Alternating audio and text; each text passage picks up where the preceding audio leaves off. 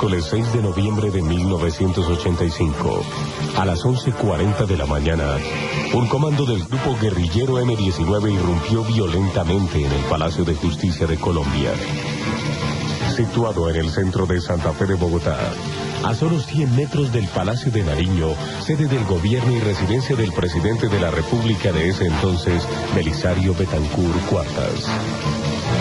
Este es el inicio de uno de los más crueles y violentos episodios de la historia de Colombia, que culminaría 28 horas después, con más de 100 muertos, entre civiles, militares y guerrilleros, 12 desaparecidos y la casi completa destrucción de la sede principal de la justicia en Colombia.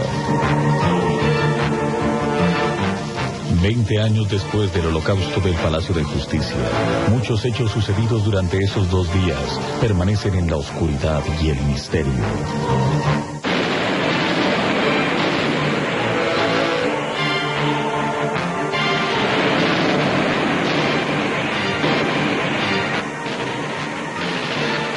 El M-19 inicia la operación Antonio Nariño por los derechos del hombre. Unos 35 guerrilleros del M-19, entre hombres y mujeres, entran por el parqueadero del sótano del Palacio de Justicia en 2 camiones llenos de armas y explosivos, aprovechando la escasa vigilancia que hay ese día. Se calcula que hay unas 500 personas a esa hora en el Palacio de Justicia. Los pocos vigilantes y el administrador caen víctimas del fuego de los guerrilleros. La policía, el ejército y otros organismos de seguridad acuden al Palacio de Justicia sin saber muy bien qué está sucediendo.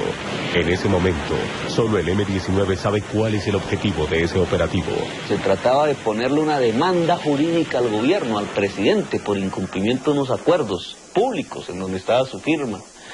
Y entonces la operación era básicamente presentar esa demanda jurídica y defenderla ante la Corte Suprema de Justicia y ante el país. Y por tanto colocamos también los principales cuadros, abogados y juristas que tenía el M-19 en ese momento con las armas al hombro. Por eso está el exparlamentario y abogado Andrés Almarales también al frente del operativo. Y está un constitucionalista como Alfonso Yaqui, profesor de Derecho Constitucional de la Universidad del Atlántico allí, y otros. El comando Iván Marino Ospina está bajo las órdenes del guerrillero Luis Otero. El genio de la operación militar, de la idea de coger el Palacio de Nariño y cómo tomar el Palacio de Justicia y cómo tomárselo y cuántos hombres, en qué forma hacer la operación, se debe a Luis Otero, uno de los comandantes de la toma. Luis Otero era un hombre que ya había estado, digamos, en la inteligencia de grandes operaciones del M-19. Él es el que se ideó la idea de la toma de la embajada dominicana. Participó en la operación del Cantón Norte, que se llamó la Operación Colombia, una operación por medio del cual en el 79, casi en los inicios del M-19, un grupo logró hacer un túnel en la ciudad de Bogotá hasta los almacenes de depósitos de armas del ejército y sacó 5.000 armas.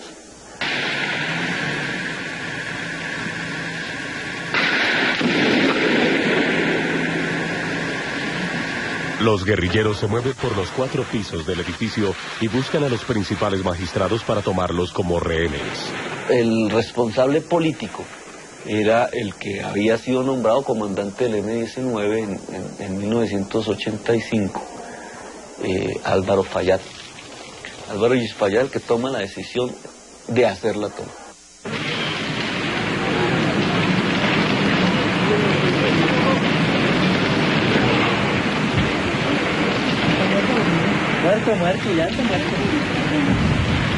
En el Ministerio de Defensa, el coronel Alfonso Plazas Vega, comandante del grupo mecanizado de la Escuela de Caballería, recibe una llamada procedente del Palacio de Justicia. Una voz angustiada dice que se están tomando la Corte Suprema de Justicia. Yo le dije, ¿cómo se le ocurre? Me parecía descabellada una cosa de esas. Sin embargo, siguieron las llamadas y, coronel, se oyen unos tiros. Alerté a la Escuela de Caballería para que formaran de carácter urgente en la Plaza de Armas porque se estaba presentando un problema muy grave en el centro, en el corazón administrativo de la capital de la República. Había la presunción que el ejército iba a intentar a sangre y fuego retomar el palacio. y por tanto todo el armamento y el equipo de la gente estaba dispuesta hacia mantener la toma. El primer problema consiste en que uno de los 3 grupos no entra por 3 minutos. Ese grupo se salvó. Me fui con 2 vehículos, un vehículo Cascabel, que es el que tiene el cañón de 90 milímetros, y un vehículo Urutú, que es un transporte de personal en el cual teníamos todos los medios de comunicación disponibles entonces. Yo entré a la oficina del general Arias y le dije que salía para la Plaza de Bolívar y que si le propuse, le dije, ¿por qué no nos vamos los 2 al tiempo? Porque nosotros vamos bien custodiados. Me dijo, no, Alfonso, yo me quedo aquí porque yo no voy a moverme hasta que no haya una decisión política.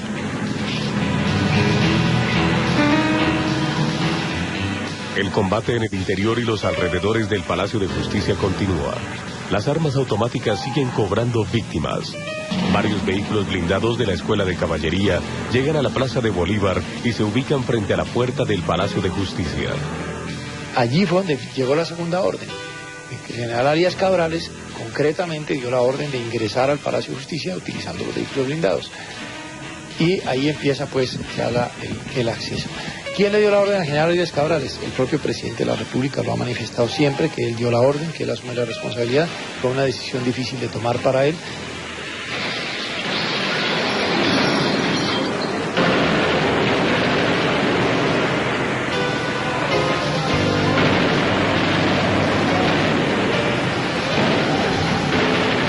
El ejército entendió que estábamos suficientemente armados como para resistirlos si su operación fuese simplemente infantería. Durante días, semanas, incluso meses. Entonces ellos hicieron otra lectura, el golpe hay que darlo con toda la contundencia, no con infanterías o como Fujimori hizo, con labores quirúrgicas de inteligencia que permitiesen la retoma del palacio sin cobrar vidas humanas.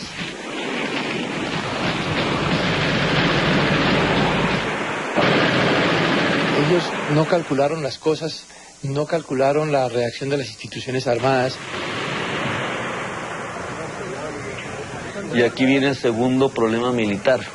Los camiones entran a un sótano, la primera parte, allí se bajan, allí comienza la toma, pero las armas antitanques se quedan en el sótano, la gente sube a tomarse los pisos superiores. Cuando va a controlar de nuevo las armas antitanques ya hay un fuego que entra por la puerta e impide que cualquier militante del M-19 pueda recuperar el armamento antitanques.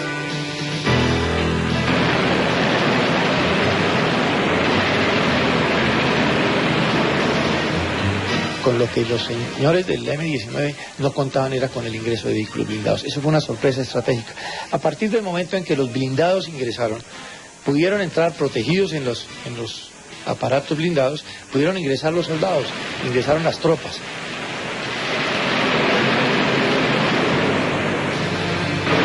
Por eso es tan rápido la retoma y por eso se hace de esa manera.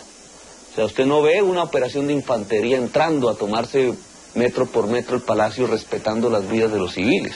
Usted lo que ve es una operación contundente que hubiera podido consistir lo mismo en hacer pasar un avión y dejar caer bombas, o disparar las mismas bombas desde las tanquetas contra el Palacio de Justicia. El ejército entró con todo, tiene tanques dentro del edificio, tiene hombres, está el GOE, la policía.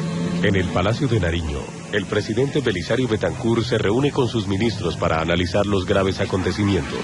No hubo discrepancias en esa reunión que presidía obviamente el doctor Belisario Betancur, el jefe del gobierno, el jefe del Estado. Había matices sobre lo que convenía hacer. Los dos grandes temas de fondo que se deciden hacia las 4:30 de la tarde tienen que ver primero con el hecho de que no se suspende el operativo militar. Además, esa era la posición de los militares que estaban allí, el ministro de Defensa, que ya había llegado, el director de la policía y otros altos oficiales de las Fuerzas Armadas, que no debía pararse el operativo porque eso era darle ventaja a los guerrilleros que de esa manera consolidaban su dominio sobre el Palacio de Justicia, particularmente sobre los pisos 3º y 4º, que eran los que ellos estaban tomando en ese momento. Varios heridos, víctimas de las ráfagas en el interior del Palacio de Justicia, son evacuados por la Cruz Roja. La fuerza pública tiene que controlar unos conatos de sublevación, de levantamiento popular, que tratan de originarse a pocos metros del Palacio de Justicia, con peligro de saqueos de comercios, de amotinamientos, y seguramente eso era algo que a lo mejor los asaltantes del Palacio de Justicia esperaban que se produjera. Nosotros creíamos, primero, que iba a haber movilizaciones populares, que los militares iban a seguir supeditados al poder civil, que el poder civil no iba a permitir que un poder de la democracia aparente, ¿cierto?, el poder judicial en su cabeza máxima, la Corte Suprema de Justicia, sufriese daños, y que por tanto iba a haber un proceso de negociación real, con X resultados, pero real. Se dialoga con los asaltantes, con los ocupantes del Palacio de Justicia, pero no se negocia. Se dialoga en el sentido de que se les dice, y ese es el mensaje claro que se le envía a las personas que se comunican con ellos telefónicamente, se les respeta su integridad física, obviamente el derecho a la vida, y un juicio que no lo adelantará la justicia penal militar, sino la justicia ordinaria. Pero tienen que devolver el Palacio de Justicia. La respuesta del comando guerrillero es clara. El M-19 no se rinde jamás.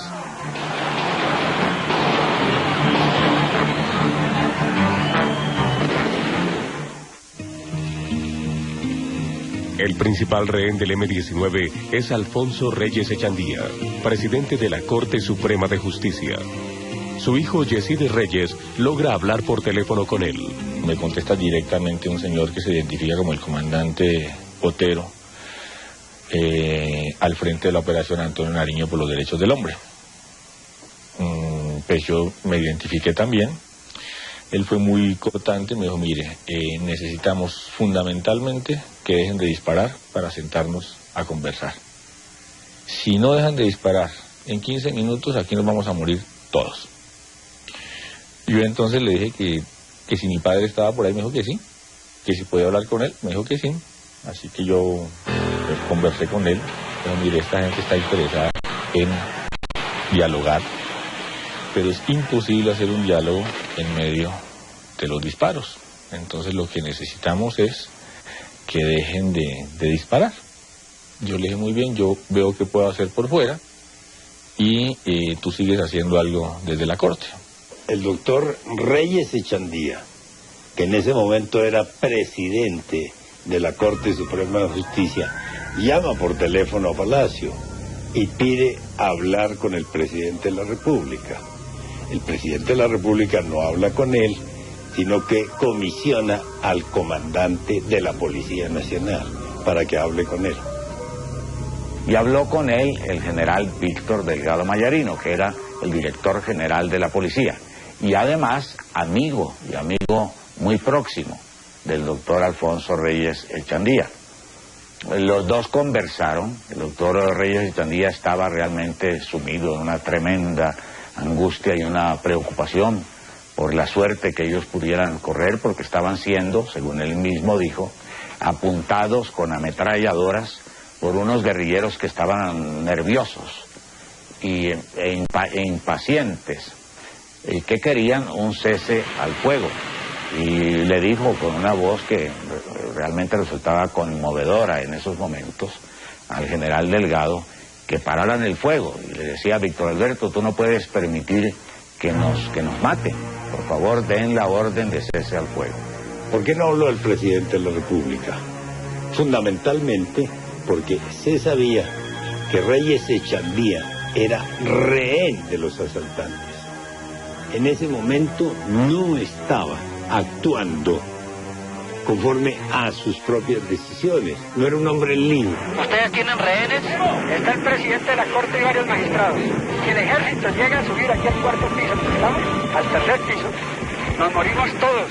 ¿Entendido? Me dijo que había hablado también con el director nacional de la policía, que era el general Delgado Mayarino, y según me comentó mi padre, ellos le habían manifestado que la orden de cese al fuego ya estaba dada. Entonces a él le preocupaba un poco en ese momento que, habiéndose dado la orden de no disparar más, según se lo dijeron a él, el director del DAS y el de la Policía Nacional, pues la orden no se hubiera cumplido. Por eso en esa segunda oportunidad me dijo, mire, parece que el problema es de comunicación. La orden la dieron, pero la orden no llega a las tropas que están en Palacio. Esa fue, entre otras cosas, la razón por la cual yo le sugerí en esa segunda llamada que una forma de restablecer esa comunicación que aparentemente no existía era a través de los medios de comunicación. Yo le dije, mira, lo que podemos hacer es salir al aire en un noticiero y decir lo que me estás diciendo, que la orden ya está dada, que es cuestión de que la tropa la cumpla. Un primer grupo de rehenes es rescatado por el ejército y llevado a una edificación contigua, mientras el presidente de la Corte trata por todos los medios de lograr un cese al fuego. Por favor, que nos ayuden, que cese el fuego, la situación es dramática. Estamos aquí rodeados de personal del M-19.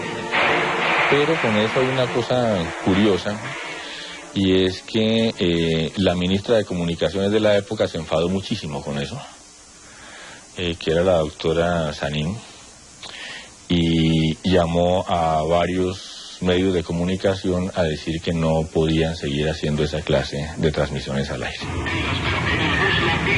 A pesar de que también otros magistrados hacen llamadas a la radio pidiendo un cese al fuego, el presidente Belisario Betancur mantiene inmodificable su decisión y no pasa al teléfono al presidente de la Corte. Evidentemente, nunca hablaron el presidente Betancur y mi padre durante la toma del Palacio de Justicia. Presidente, doctor Alfonso Reyes Echandía, cuéntenos, pero ¿qué hay que hacer? Pues que el presidente de la República dé finalmente la orden de que cese el fuego. Inmediatamente. Un momento, por favor, un momento. Oiga, es increíble, habla Alfonso Yaqui, el segundo al mando de este operativo. El presidente de la República no le ha pasado al teléfono al presidente de la Corte y se va a morir porque el presidente de la República ni siquiera con su poder jurisdiccional. Es increíble, el M-19 no es el que se ha tomado el Palacio de Justicia, se lo tomó los tanques del ejército. Es lo increíble, el ejército entró con sus tanques y aquí están sonando los tiros. Cuando entren en este piso nos morimos todos, sépalo.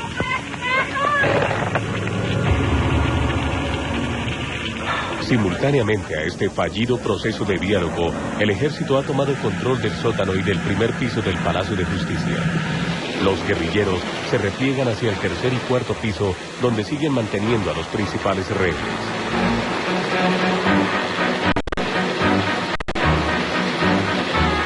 Se ordena a la policía la misión de llegar a la terraza del palacio con fuerzas especiales transportadas en helicóptero y desde allí iniciar la recuperación del cuarto piso. Inicialmente el cuarto piso le correspondió a la Policía Nacional. Ellos lanzaron sus tropas especializadas, el COPES, el Comando Especializado en Contraextorsión y Secuestro, que tenían una extraordinaria preparación en ese tipo de acciones. En esos momentos se informó por parte del director de la policía que un comando de la policía tenía previsto entrar al cuarto piso, que era precisamente donde quedaba la sala penal de la Corte y donde los guerrilleros mantenían a esos magistrados como rehenes, y que para penetrar al cuarto piso era necesario dinamitar una puerta metálica desde la terraza. Varios ministros expresamos nuestra preocupación por ese operativo. Yo recuerdo personalmente haber dicho que dinamitar una puerta metálica que se hallaba relativamente próxima al lugar donde estaban los magistrados era poner en serio riesgo la vida de los magistrados, de los rehenes. Y que yo pedía que se aplazara ese operativo mientras se hacía el intento de conversar con Andrés Almarales a ver qué resultado daba. Yo no me hacía muchas ilusiones sobre esos resultados, pero le manifesté al presidente que había que agotar ese recurso en vista de que lo fundamental en ese momento era proteger la vida de los magistrados de la Corte Suprema de Justicia y de las otras corporaciones. Y nadie se opuso a la idea de que yo conversara con el guerrillero Andrés Almarales. En esos momentos precisos entró el general Delgado Mayarino, diciendo: les quiero informar que ya se entró al cuarto piso, que la policía se tomó. En esos momentos precisos entró el general Delgado Mayarino, diciendo: les quiero informar que ya se entró al cuarto piso, que la policía se tomó el cuarto piso.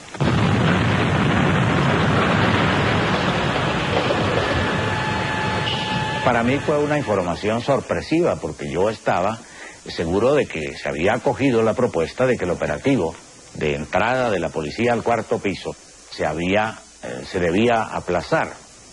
Entonces yo me exalté un poco, protesté, dije: pero ¿cómo? Si aquí se había acordado que se pararía la toma del cuarto piso por parte de la policía, o sea, la recuperación del cuarto piso, si se quiere. El general Delgado Mayarino se quedó un poco pensativo, pero yo continué diciendo: seguro que si dinamitaron la puerta metálica, en este momento están muertos todos los magistrados que se hallaban allí en la sala penal de la Corte.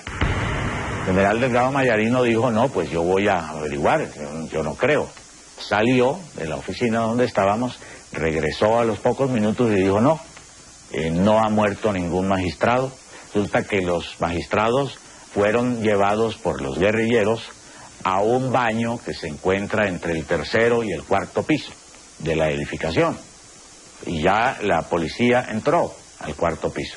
Dije: pero la policía no encontró allí a ningún magistrado, ni vivo ni muerto. Digo: no, a ninguno, ni vivo ni muerto. Cuando cayeron a la terraza e ingresaron al cuarto piso, pues lo recibieron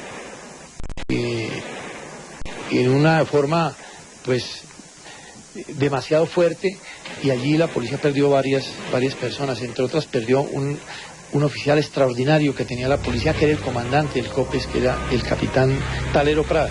Él entró con su gente, casi todos salieron heridos, y el capitán Talero, y de pronto no tengo precisión, tal vez una o dos personas más, uno o dos agentes más murieron allí. Los momentos posteriores a este operativo no se han aclarado por completo. Parece ser, dicen los policías, encuentran a los guerrilleros colocados detrás de los magistrados que han sido puestos como rehenes, y en ese intercambio de fuego mueren los magistrados, mueren parte de los guerrilleros, como mueren también funcionarios de la Fuerza Pública y de la Policía Nacional. Pues a mí no me presenta ninguna duda el hecho, pues, o la conclusión de que los magistrados murieron en ese momento de la entrada de la policía al cuarto piso, como además lo habíamos advertido que podía ocurrir. El cadáver del presidente de la Corte, de él concretamente, estaba parcialmente consumido por las llamas. Hay casos de otros magistrados que simplemente desaparecieron en medio del incendio, pero en el caso de él era un cadáver reconocible, entiendo, yo no le fui a ver nunca. Y estaba parcialmente consumido por las llamas, lo que me da a entender, primero, que murió antes del incendio, que fue al comenzar la noche del 6 de noviembre, y desde luego que no pudo ser cierto que el director general de la policía haya hablado con él el miércoles en la mañana, como me lo dijo. Yo su muerte la ubico muy fácilmente el 6 de noviembre. Tuvo que ser en el momento en que la policía se toma el cuarto piso, que es la única explicación para que en su cuerpo haya tenido una bala que no es, eso está claro, de ninguna de las armas utilizadas por la guerrilla, y que puede ser, eso no está tan claro, una de las armas utilizadas por el comando de la policía que se tomó el cuarto piso. Y era absolutamente falsa la versión que había dado el general Delgado Mayarino, en el sentido de que los magistrados habían sido trasladados a un baño entre el tercero y el cuarto piso, o a un baño entre el segundo y el tercero, ahora no recuerdo muy bien. Era falsa, él dijo que lo habían llamado para decirle eso, pues era absolutamente mentirosa la versión, porque los cadáveres de los magistrados de la sala penal y de la sala constitucional fueron encontrados en el cuarto piso. De manera que si ellos hubieran estado en el momento del incendio en el baño que se hallaba entre el segundo y el tercer piso, pues no iban a aparecer después los cadáveres en el piso cuarto, además completamente calcinados. La investigación oficial no aclara nada de lo que sucedió en este momento. No se ha establecido una conclusión, como tampoco se conoce el origen del incendio que se inició en las primeras horas de la noche. Yo no creo que de manera deliberada alguien haya producido el incendio. Está clarísimo que el incendio empezó en el cuarto piso. O sea que estos señores llegaron a meterle candela a todos los temas que tenían que ver con la extradición de nacionales a los Estados Unidos por el delito de tráfico de narcóticos, que estaban ahí también archivados en ese mismo lugar. Ningún guerrillero a esas alturas es tan estúpido de quemarse el mismo. Y quemar todos los procesos judiciales que había en uno de los pisos de la Corte Suprema significaba incinerarse la columna guerrillera misma con todos los magistrados dentro. Eso sería un suicidio. Bueno, de acuerdo con la versión de los militares, el incendio fue provocado por los guerrilleros, porque ellos hacían estallar unas bombas, no recuerdo ahora cómo se llaman, que son una especie de bombas incendiarias, y que esas bombas provocaron el incendio. Yo conozco otra versión en el sentido de que fue un obús o un rocket. Vi un enorme incendio que hacía que hacia ese lado no se pudiera escapar. La magnitud del incendio era enorme, ya en ese momento. Ese incendio fue posterior a una tremenda detonación que conmovió las bases del edificio y contribuyó a crear una tremenda incertidumbre que no supimos bien qué era. Y deduzco, por lo que vi, que de esa detonación, que parece que fue un cañonazo, se originó el incendio básicamente en ese tercer piso. Esto nos obligó a salir de allí a mano derecha, dentro del edificio, para tratar de alcanzar las escaleras del edificio que iban a los parqueaderos. A las 8:30, sí, ya de pronto comenzamos a oír el crepitar de las llamas y que, es decir, sí oía, fue lo que era un verdadero incendio en toda la extensión de la palabra. Entonces nos asomamos desde lejitos a la oficina mía y vimos que ya estaba todo completamente en llamas. A partir de ese momento, no se sabe nada de la suerte del presidente de la Corte, de los magistrados del cuarto piso, de los civiles, ni de los guerrilleros que los tenían como rehenes. Cuando yo creía que la posibilidad que teníamos era la de salir por los parqueaderos, que no podíamos salir. Y no podíamos salir sencillamente porque los guerrilleros no dejaban salir por ese sitio. Allí me di perfecta cuenta de que estábamos, todos los que habíamos sobrevivido al incendio en esa parte, que habíamos ido a esas escaleras, estábamos en manos del M-19.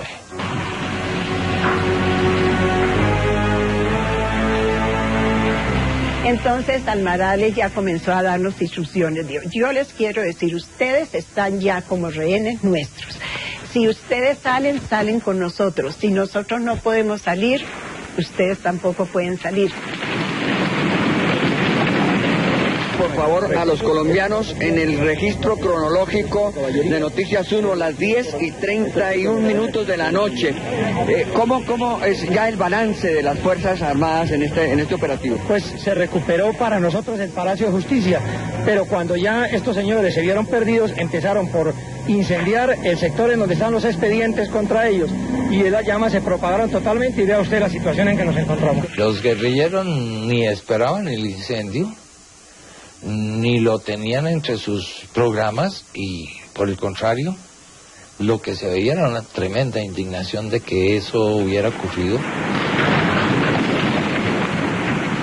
Y esos guerrilleros eran un número bastante escaso, eran básicamente Almarales, quien los comandaba, 3 muchachas.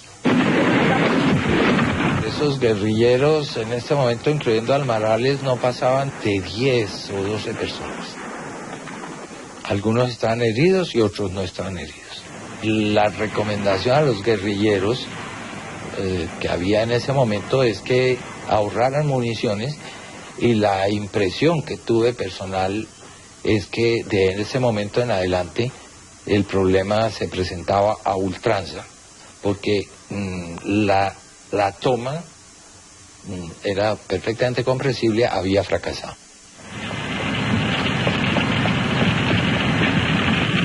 Debido a la intensidad del incendio, el coronel Plazas Vega ordena la retirada de los tanques del interior del edificio. A la salida es abordado por la prensa. Mantener la democracia, maestro. Aquí no van ellos a asustarnos ni a atentar contra ninguno de los poderes ni contra ninguna de las ramas del poder público.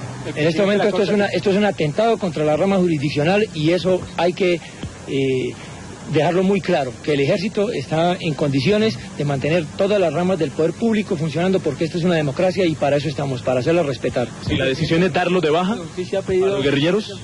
Si a mí me disparan, yo contesto el fuego. Yo entré con mis carros, me recibieron a fuego, disparé. No sé. ¿Qué haría usted?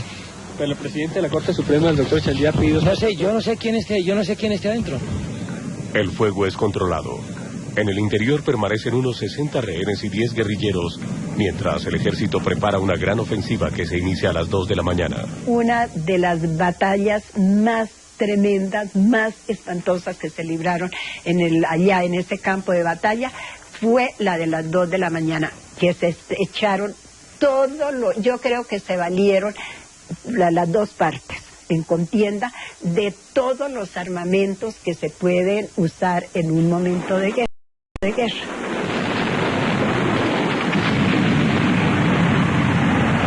Nosotros permanecíamos botados en el baño sin otra esperanza que no fuera la que no nos acabaran a cañonazos. Sentimos con mucha claridad que parte del armamento del ejército eran los tanques, o había uno que disparaba, tremendo, pero curiosamente daba la impresión de que el ejército disparaba afuera contra nosotros, pero como que no nos localizaban muy bien. Y los guerrilleros salían a enfrentarlos con ametralladoras, con los fusiles Galil y todo eso que tenían para mantenerlos lejos. Pasado un cierto tiempo, recomenzaron los combates, pero ya no en otras partes del edificio como los anteriores, sino contra nosotros, los que estábamos en el baño. Fueron combates muy, muy fuertes y que terminaron, y después hubo un silencio enorme que daba la impresión que en el Palacio de Justicia no quedaba ya nadie, como no fuéramos los que estábamos en ese baño y con ese grupo de guerrilleros.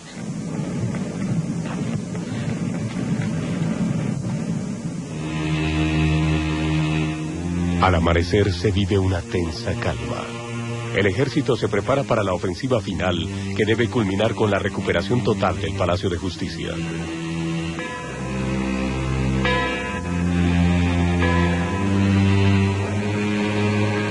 Por ahí a las 5:30 de la mañana entró uno de los guerrilleros con un pequeño transistor y oímos una noticia que decía al país que todos los rehenes habían sido evacuados y que solo quedaban los guerrilleros, y que por lo mismo el gobierno había ordenado la operación Rastillo. Cuando oímos eso, pues quedamos fríos, sin saber qué decir. Muchos, o algunos momentos antes, algunos de los que estábamos ahí decían, hagamos algo, llamemos a alguien.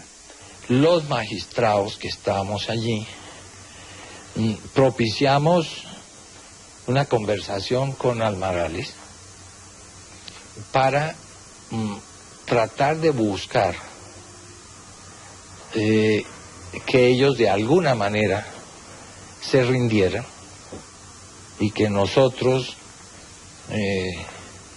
les podíamos de alguna manera servir para ese efecto. En el curso de esas conversaciones fue constante la posición de Almarales sobre que el M-19 no se rendía jamás.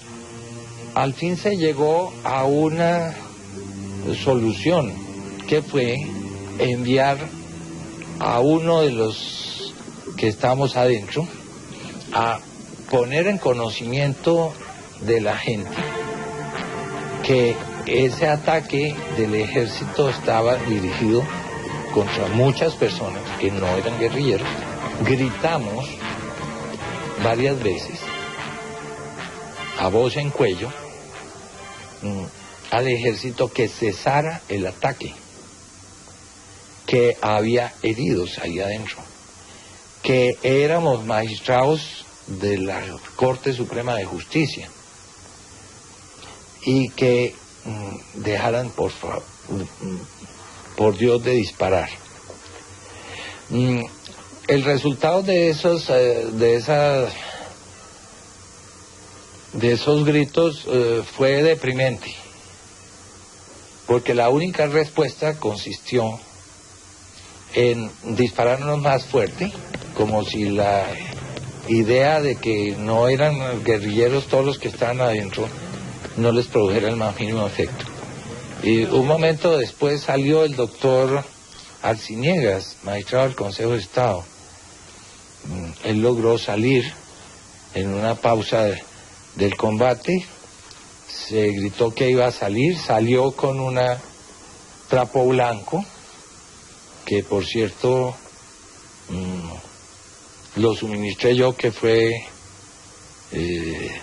mi camisilla interior.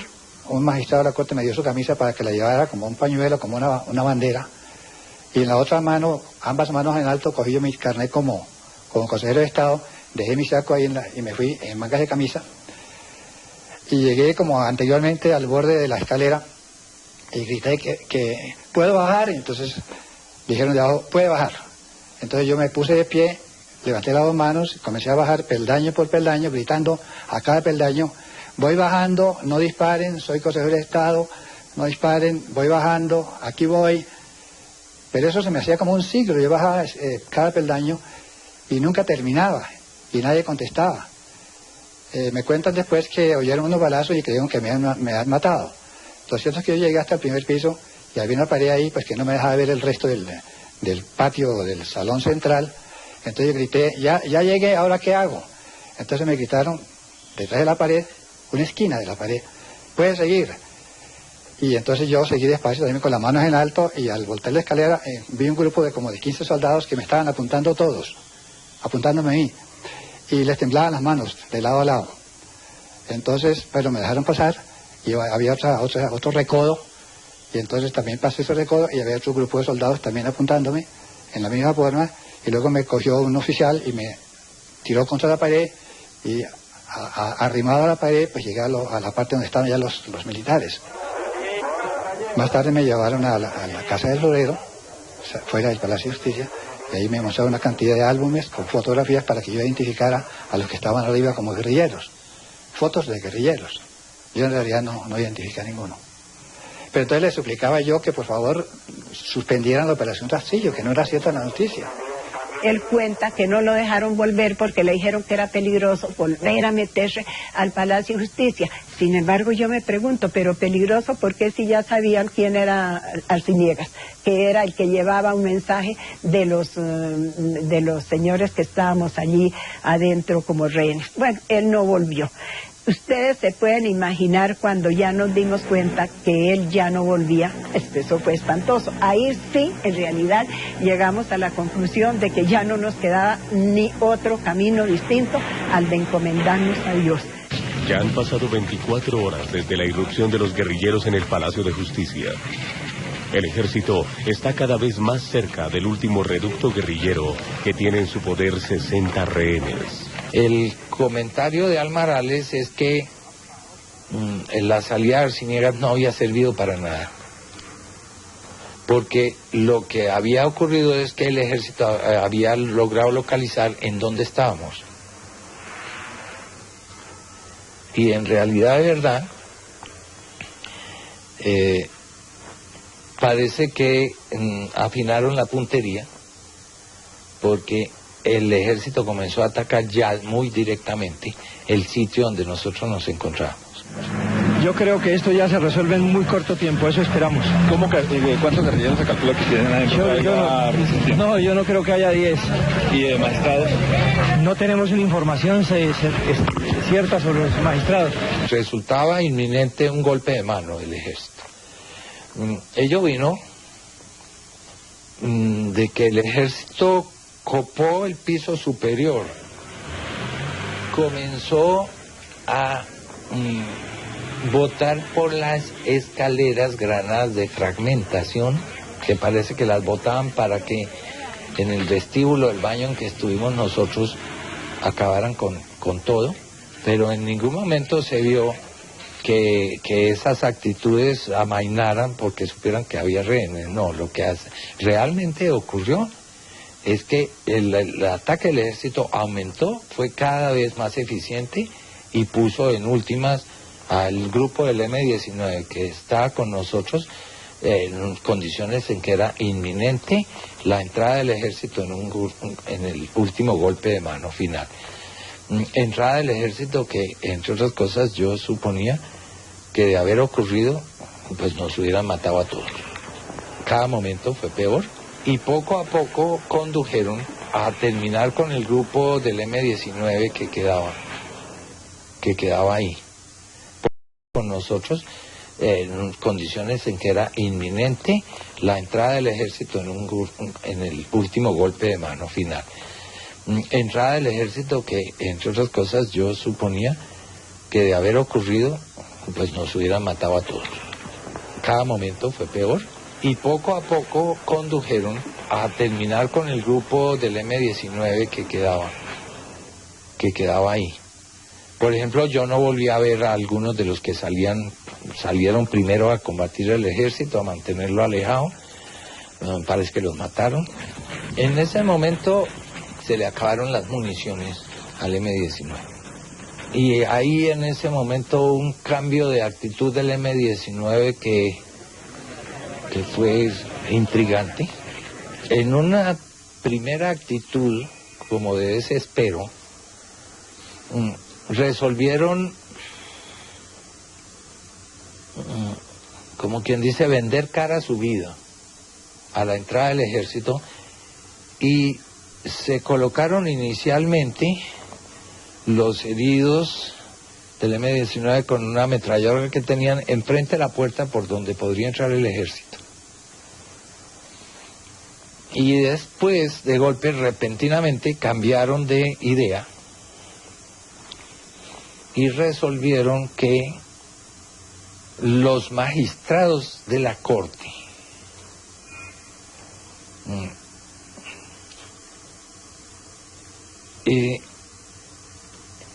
nos hiciéramos enfrente de ellos y ellos a su turno se hicieron sobre la pared del baño contigua a la puerta de entrada. Allá se reunieron todos, llamaron a las mujeres que estaban mezcladas entre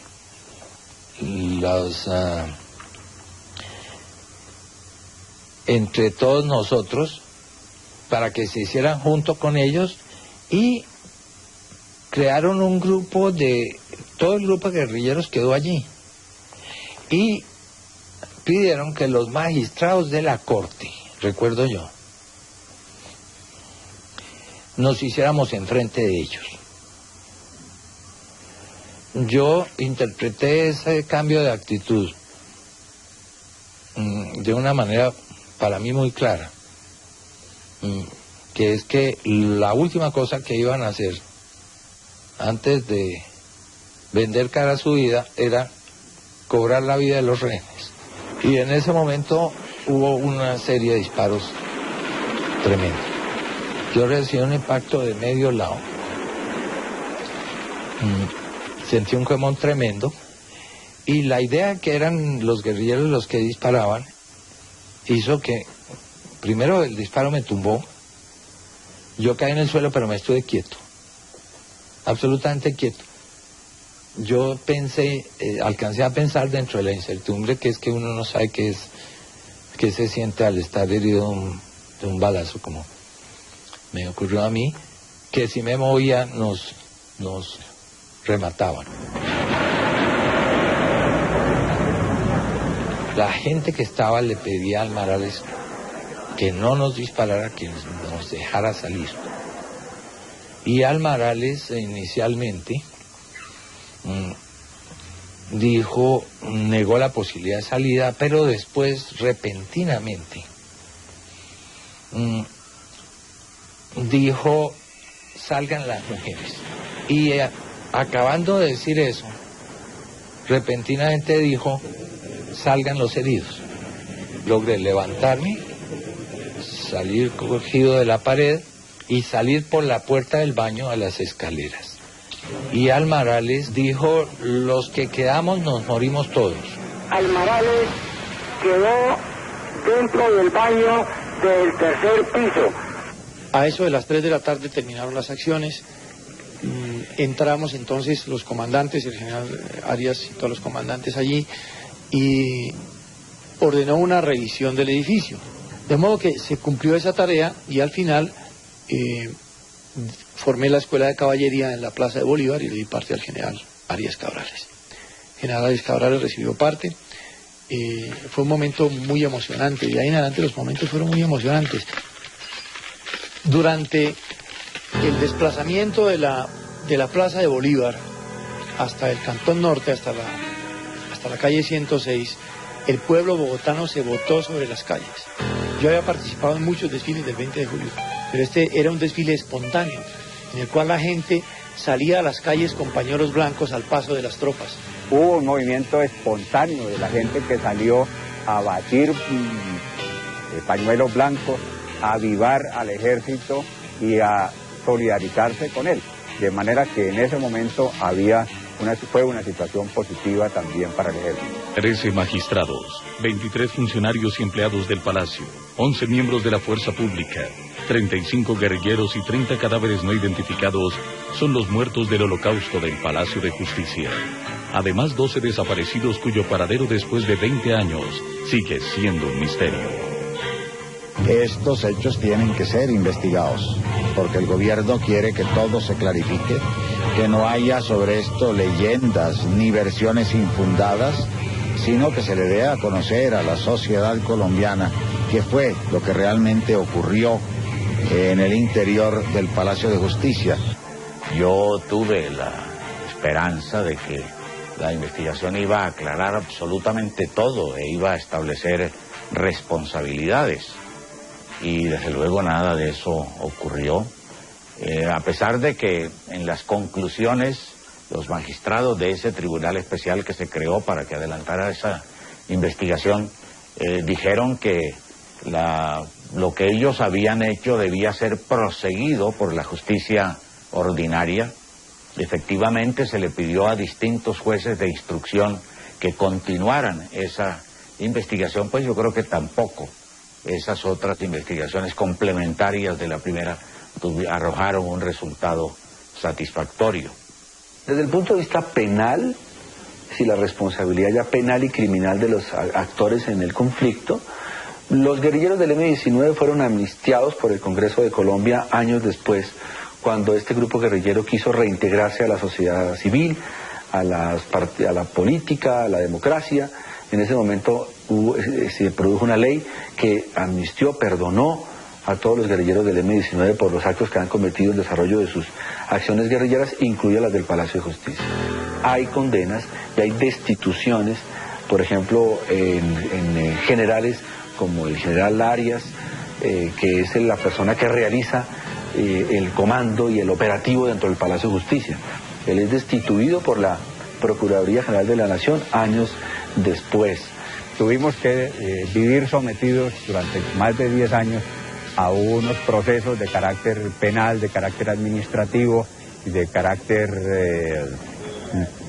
de diferentes motivos y de carácter disciplinario para tener sanciones en las cuales pues simplemente se era alguien más dentro del grupo, porque por encima del comandante de la brigada estaban el comandante del ejército, el comandante general de las fuerzas militares, el ministro de Defensa Nacional y desde luego el presidente de la República, que como él mismo lo manifestó al terminar esta jornada luctuosa, el 7 de noviembre en la televisión, él asumió la responsabilidad y de una manera explícita manifestó que en todo momento había mantenido el control y no como se ha querido presentar de que hubo un golpe de Estado temporal en el cual las fuerzas militares asumieron el control y tomaron las decisiones. Esa inmensa responsabilidad la asumió el presidente de la República, que para bien o para mal suyo estuvo tomando personalmente las decisiones, dando personalmente las órdenes respectivas, teniendo el control absoluto de la situación, de manera que lo que se hizo para encontrar una salida dentro de la ley fue por cuenta suya, por cuenta del presidente de la República.